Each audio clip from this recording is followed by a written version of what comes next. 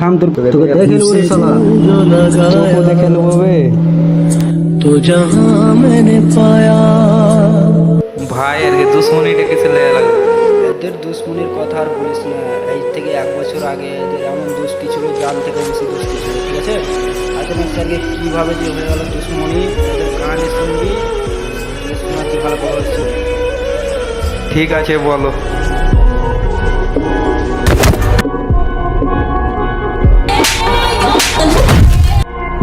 মারলে তো আর দোস্তিকে দুশ্মনি করে দিব। হ্যাঁ চ এখন এই শনি, কেমন আছিস রে? ভালো আছিস? বল, ওদিনকার মেরপিটের কথা লেগুলো কিছু ভাবিস না, ঠিক আছে? সব দোষ থাকবো, ভালোভাবে থাকবো। তো তুই যাকে দোষ পাতিস সাউথে, ঠিক আছে? তোর ব্যাপারে এমন এমন কথা কই দিত না, কর শোনার কথা নয়।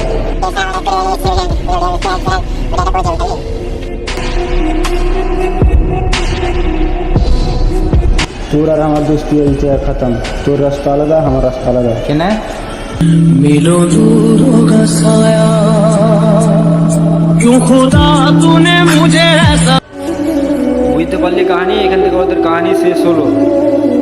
ওদের তাহলে ফের আমরা যাই, ওদের দুশ্মনীকে ফের দোস্তিতে পরিণত করে আসিস। চল সবাই মিলে আমার।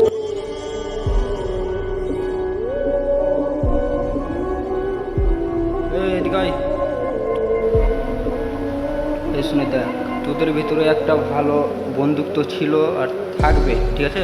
তোরা লোকের কথা শুনে তোদের নিজের জিন্দগিটাকে দোস্তিটাকে খতম করতে চাইস না। তোদের ভিতরে ইসমাইল যেটা বলেছে বিলকুল মিথ্যে ছিল, ঠিক আছে? এটা আমি জানছি, খোঁজ পেয়েছি, ওই জন্য তোকে বললাম।